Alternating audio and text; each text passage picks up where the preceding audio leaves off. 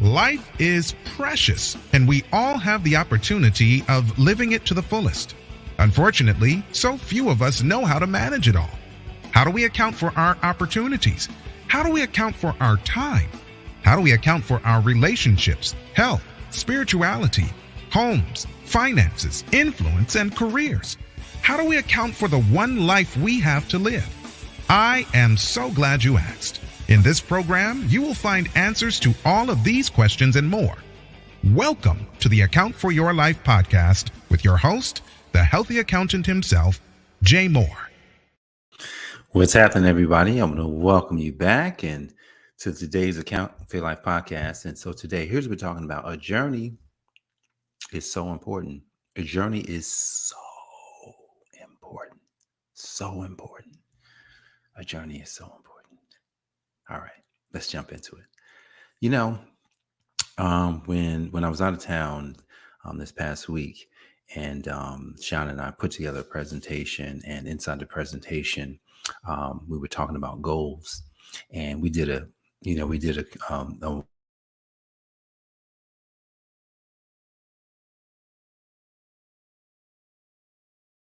program that I believe everybody had fun with, and one of the things that we were talking about was goals and setting SMART goals. And a SMART goal, what is a SMART goal? Specific, measurable, attainable, realistic, time-bound goal. Something that you know you can hit, which, as I looked at the definition, I was thinking about SMART goals versus a SMART journey. And I said, there's no SMART journeys. I said, there's no SMART journeys. Why? Because because here's the thing. Here's the thing about it being specific. You don't know where the heck you're going. Oh, you're like, gee, what are you talking about? You don't know where you're going. All right, check this out. SMART, specific. If you were on a journey, Abraham was called to a place where he did not know where he was going. So he couldn't have it was no specific place. There was no like, oh, let me pump the GPS in to where we're going. When Abraham was just like, Lord, where are we going? I don't know, but go. So you cannot have a SMART journey, but you can have a SMART goal. So it's not specific. It's not even, the measurable. Oh, you'll have descendants as many as the sands on the, whatever, like so many. You can't count those. You can't even count how many people was going to come from the journey that he was going to go on, but he was going to go anyway. So we're talking about SMART goals versus SMART journey and why journey is so important and attainable. A journey being attainable. All right. So this is where you and I get to kind of like see, okay. Is it attainable for me to do, to maybe, maybe I can help 1 million people in my lifetime? Is that attainable? Well, if I went to school saying that's my goal, I'm gonna help millions of people. Everybody's looking at you like, bro, you're probably just gonna have a job. You're not gonna help no millions of people. So on a journey, a lot of times doesn't even seem attainable. Okay, now let's go to realistic. So I don't want a realistic goal. Nor do I want a realistic journey. Why? Because a realistic goal is going to place a limitation on what it is I could potentially do. So I don't even like the fact that realistic it's like, yeah, I understand. Like, okay, I don't want to be dreaming. Like, when it comes to having a SMART goal and then getting to the part where it's realistic, right? You get to is it realistic for you, right? Jay, is it realistic for you to have $100 million business? Is it realistic for you to, to change the world and help millions of people? Is that really realistic? Well, if you were setting goals, it wouldn't be. But when you're on a journey, it is. Why? Because when God calls you to some place, right? God calls you to some place where you don't know where you're going. You have no clue. When I was born into this world, I chose to be an accountant. I didn't know where I was going. I just knew that, man, I wanted to be rich. But here's the thing. If that was the case, I wasn't planning for it. I wasn't actually on the right mindset. I wasn't actually getting the right mentorship. I wasn't learning the right things. So because I'm not learning right, I'm like, well, am I really going to get rich doing this thing? Me and Shauna was talking, and I was like, and I probably have this conversation even with Jenny, and I've had the conversation with other people. It's like, well, why are more people rich? Like, why don't more people just got more? And what do we come up with? We come up with, I don't know, right? So it's like realistic, measurable, is it, and then time bound. Like, I don't know when I'm gonna get there. The world's most successful accounting organization helping people to account for life. Am I even going to be alive when that happens? I don't know. Was Abraham alive? When his seed really started multiplying? He wasn't. He got to see the beginning, but he's not here today. He doesn't know all the millions and probably there could be potentially billions of people that came out of his line. He has no understanding of that. So if we were thinking about a journey, like a journey is to go from one place to the next. But here's the thing: a lot of times the next place, we don't even know if we're going to make it there, because I can't put the GPS in. As much as I could say world's most successful accounting organization helping people to account for life in their business, as much as I can say that, only God knows. Only God knows really how that's going to work. And only God knows, the effect.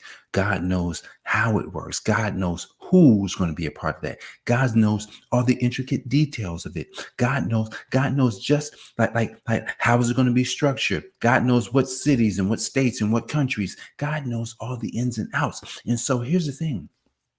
When you're called on a journey, that journey is going to seem too big for you. It seems too big for me. Every day I think about it. And when we were in Texas this week, it's like, wow, this is interesting. Like, it was small, right? See, God doesn't throw you into the big times as soon as you get involved. No, he doesn't. He starts you off. He says, can you handle this one right here? Man, there's some things we would change, right? But I think we did good. I think we did really good, right? We put together this thing, and it's like 1 week we didn't have it, the next week we got it, and then we are delivering it from within ourselves. It was one of the most fun things I've ever done in my life. We really had fun. It's like, wow, this is fun. When you're on the journey, it's nothing like having fun while you're doing the thing that you're journeying towards. I was listening to one of my mentors, and he was sharing a message, and the message really hit me. And I'm gonna do my best to kind of help us understand what the message was about. Just briefly, not really the whole message, just the premise is that God, when Jesus called the disciples, think about this. Think about, did the disciples join Jesus? Like, did they come into a membership, or did Jesus Christ call them in?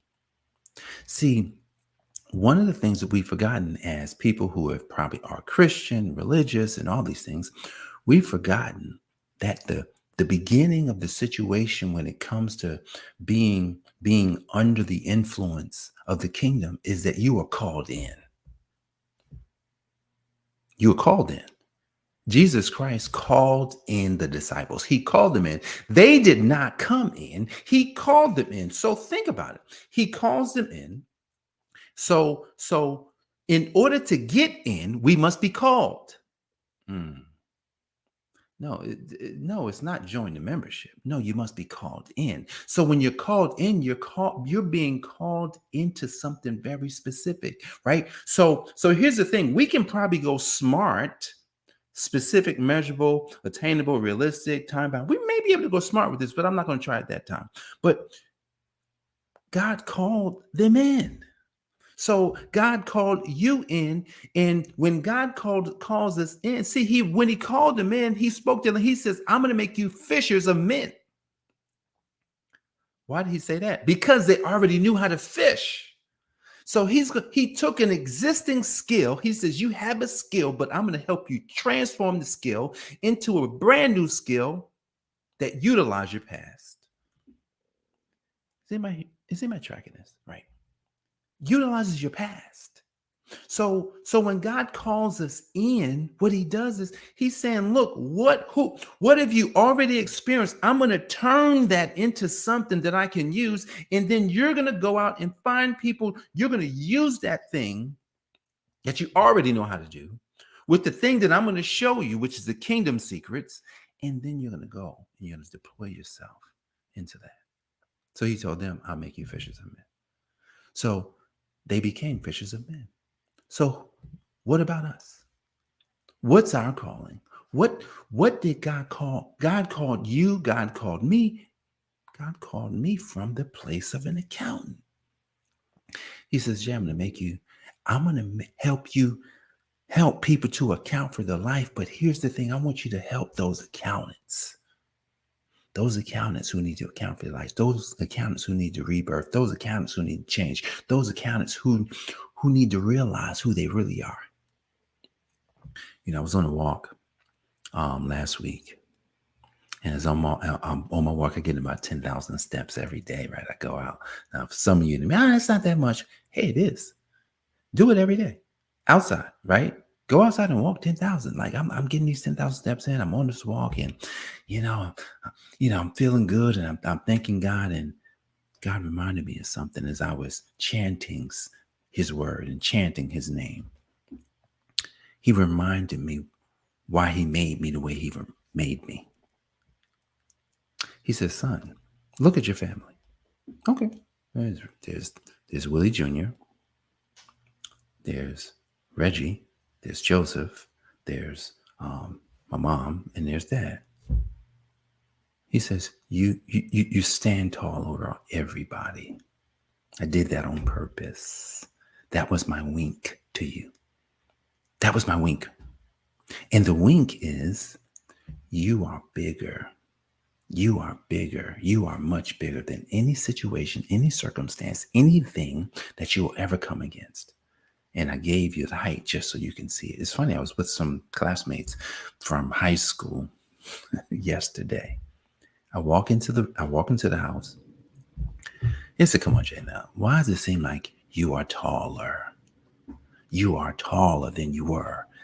I just saw you maybe a couple years ago, but still, you seem like you're taller. What is going on? How in the world can you be taller?" And I said, "I probably am." I just agreed. I didn't say I'm the same height. No, I'm bigger. I'm actually taller. See, because here's the thing. What they are seeing is who God is showing them. See, God's saying, "Son, people will recognize you, but they're going to see me." And so when God showed me this, he says, "Stand up." Just like when the word came down, "What's up, Brittany? How are you?" Yep. Brittany remembers. Brittany was standing right next to me when the word came down, "Stand tall." And at the time I was like, wow, this is great. But God keeps telling me, he keeps showing me. He says, "Look, Jay, you are so big to them." It's kind of like, when Joshua and those guys went into Jericho, and they're walking around, and some of those guys is like, "Yo, man, these people are tall, these people are big." And that's what people are saying. See, when God gives you your thing, and when he shows you clearly who you are, what happens is you realize how small everything is. Problems are small. Issues are small. Money becomes small. Business is small. Everything is small. So why is a journey important? A journey is important because that journey has been created so that you can discover yourself, so that you can discover the people that you've been called to, and so that God's name will be proclaimed throughout your lifetime and the lifetimes to come. See, sometimes we get frustrated with the things that we deal with because we're like, these things are just so challenging and so hard. But let me be the first to tell you, you've already overcome them. Those things are just a mere blip. There's things in my life that I look at today and I says, that's interesting. God has put those things in front of me for me to realize all I got to do is kick it out of the way, step over it, and realize that I'm much bigger than those things. Don't take for granted any part of your journey, because that journey is what God is calling you into. God is calling you from that place, saying, this is what those people that you must help need the journey that you're on. You'll never come off the journey, guys. There is no destination. As much as it feels good to say that, man, I'm going somewhere, you ain't going to, you can't even get there. It's not possible.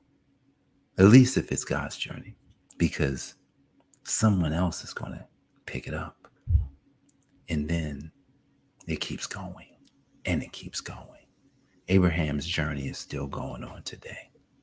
Today, as we speak. Joseph's journey is still going on today. Jesus, obviously, his journey is still going on today. So let's not look at our journey as this hard time, but look at our journey as the time when we became, the time when God truly transformed our life into something that was more amazing than we ever could imagine. So that's it for today, guys. I appreciate you for joining me for this episode of the I AFYL Life podcast. And this is Jay Moore, the Healthy Accountant, helping you to account for your life. God bless, and I'll see you on the next episode. Peace. Thanks for joining us, listening friends. We are so glad you invested this time with us. Always remember, you only have one life to live, so live it to the fullest. This has been the Account for Your Life podcast with your host, the healthy accountant himself, Jay Moore. Until next time, make it a great day.